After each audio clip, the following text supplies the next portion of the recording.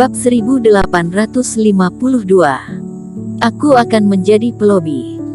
Jika Partai Jihuo menghubungi kekuasaan lain, jangan mengatakan dulu apakah mereka dapat menemukan jalan semua partai. Meskipun dapat menemukannya, berapa banyak yang akan menyentuh istana es Arktik di saat sialnya dan mengorbankan diri untuk Partai Jihuo? Kalau mau tahu, Partai Jihuo telah berperilaku sombong selama bertahun-tahun dan berkesan buruk di antara semua pihak keturunan Sekte Suci. Tidak mengetahui merupakan sesuatu hal yang paling berbahaya. Pemimpin Istana Es menarik nafas dan melihat ke arah tempat Partai Jihuo. Beritahu Erik dan yang lainnya untuk berhati-hati terhadap keluarga Si. Baik. Nenek Yu mengangguk. Jika bertanya kekuasaan mana yang paling mudah bergabung dengan Partai Jihuo, maka itu adalah keluarga Si, yang merupakan mantan sekutu dekat Istana Es Arktik, tetapi kini telah semakin dekat dengan Partai Jihuo. Setelah menerima transmisi suara dari Istana Es Arktik, kegembiraan pasukan es juga berkurang banyak dan satu persatu ekspresi mereka menjadi serius. Pemimpin Qin, jika Partai Jihuo maupun keluarga Si benar-benar datang mencari masalah, kamu dan gadis suci Su silakan pergi dulu dan serahkan mereka kepada kami. Mata Yesi penuh dengan tekad. Daisy dan yang lainnya juga menganggukkan kepala dengan ekspresi tanpa keraguan. Perjalanan tanah ekstrim berlangsung selama 7 hari dan pada hari kelima, Erik bersama Finola akan memasuki Gunung Suci. Di sanalah tempat yang paling banyak akan batu ekstrim serta harta lainnya. Tetapi hanya kultivator yang memiliki token yang boleh masuk.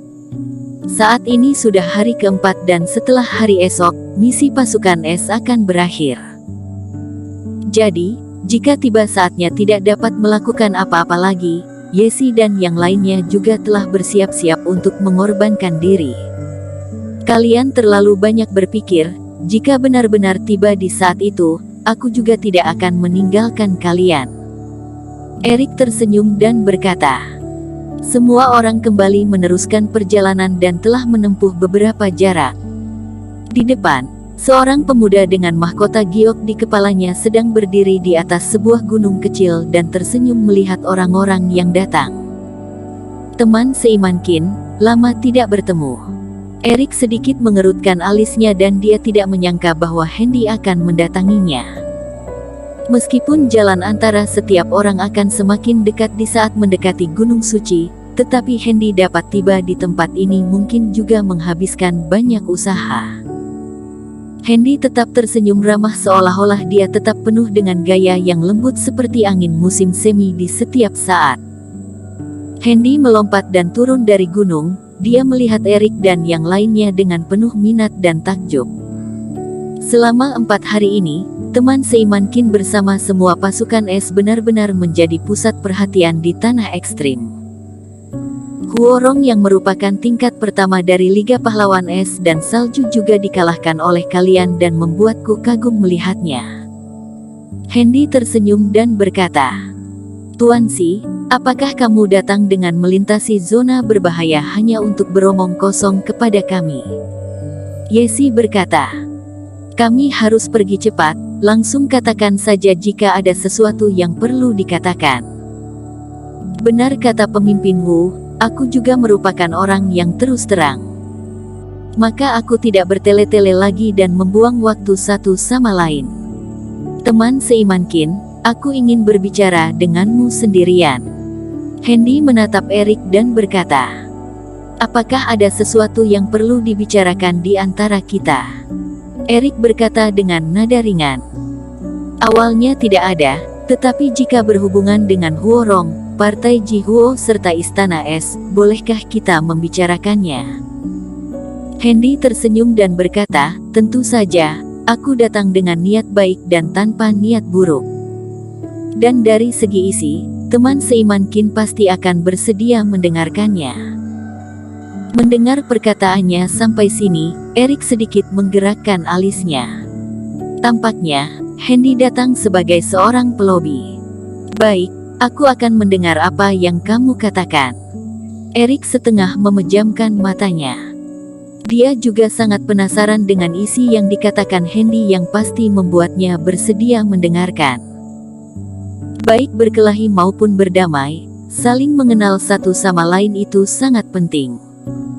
Pemimpin, berhati-hatilah. Yesi dan yang lainnya menatap Erik dengan pandangan waspada. Orang ini tampaknya tidak jujur seperti penampilannya. Erik membuat isyarat untuk meyakinkan mereka dan terbang bersamaan dengan Hendy. Kedua orang itu mendarat di sebuah tempat di belakang gunung kecil.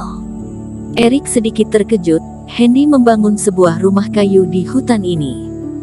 Orang ini datang untuk bernegosiasi dengannya dan dia masih memiliki waktu santai untuk melakukan hal seperti ini. Hehe, meskipun aku belajar di bawah partai Jihuo, tetapi pelatihan keluargaku keluarga Si memiliki metode tiang kayu sekte suci abadi, sangat mudah untuk membuat sebuah rumah kayu untuk menikmati kesejukan. Melihat Erik yang sedikit terkejut, Hendy tersenyum dan membuat isyarat untuk mempersilkannya masuk. Jika memiliki sesuatu, katakan saja di sini. Tetapi, Erik tidak memasuki rumah itu dan tetap berdiri diam di tempat awal. Tampaknya, teman seiman Qin sangat berhati-hati. Hendy juga tidak merasa canggung, dia masih tersenyum dan berkata, hari ini aku datang merupakan perintah dari Master Guru dan datang untuk membicarakan sebuah kesepakatan dengan teman seiman Qin. Aku dengan partai Jihuo sepertinya tidak memiliki hal-hal itu yang harus dibicarakan. Erik mengerutkan alisnya dan berkata, dulunya tidak, tetapi sekarang ada. Hendy tersenyum dan berkata, teman seiman Qin, aku tidak mengetahui seberapa banyak kamu tahu tentang situasi di luar sana. Tetapi sejujurnya, taruhan antara Istana Es dengan Partai Jihuo, karena pengaruhmu, Istana Es Arktik menjadi lebih unggul. Jadi, Master Guru melakukan transmisi suara kepadaku, agar aku membuat sebuah kesepakatan denganmu.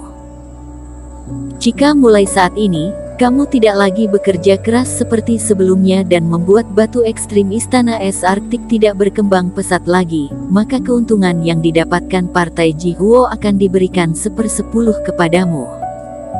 Hendy menatap Erik dengan penuh semangat. Teman seiman Qin, taruhan kali ini melibatkan sejumlah besar sumber daya pelatihan. Meskipun hanya 1/10, itu juga merupakan sebuah keuntungan yang besar. Kamu tidak perlu melakukan apapun, bahkan boleh bermalas-malasan dan dapat memperoleh sumber daya yang begitu besar. Benar-benar merupakan sebuah hal baik yang jatuh dari langit. 1/10. Hal baik yang jatuh dari langit. Erik mendengarnya dan hampir tidak bisa menahan ekspresi wajah yang ingin tertawa. Benar-benar tidak mengetahui apakah Hendy yang terlalu meninggikan sumber daya itu atau pemimpin partai Jihuo merendahkannya. Belum lagi mengatakan apakah hal ini akan dianggap untung-untungan. Lagi pula, mengapa partai Jihuo tidak mendatanginya sebelumnya? Dan sekarang sudah merasa gelisah baru menjanjikan sebuah keuntungan besar. Berbicara tentang perbandingan ini, Huo Zong mungkin akan mengira bahwa pemimpin Istana Es tidak mengungkapkan apapun pada dirinya sendiri. Atau barang yang dijanjikan terlalu sedikit. Tetapi sebenarnya, yang dijanjikan pemimpin Istana Es kepada dirinya sebesar 50%. Meskipun tidak ada, Erik juga tidak akan melakukan hal seperti seorang pengkhianat itu. Lagi pula pemimpin Istana Es cukup memperlakukannya dengan tulus. Ini bukan hanya menyuruhku untuk sengaja kalah, tetapi membuatku memutuskan hubungan dengan Istana Es Arktik. Meskipun sangat ingin tertawa, tetapi Erik berhasil menahan diri dan berbicara dengan tenang. Dia masih ingin mendengarkan lebih banyak hal dari Hendy. Tidak begitu, Tuan Besar Master Guru sudah memikirkannya bagus-bagus. Hendy menggelengkan kepalanya dan berkata, kamu tidak perlu kembali dengan tangan kosong setiap harinya.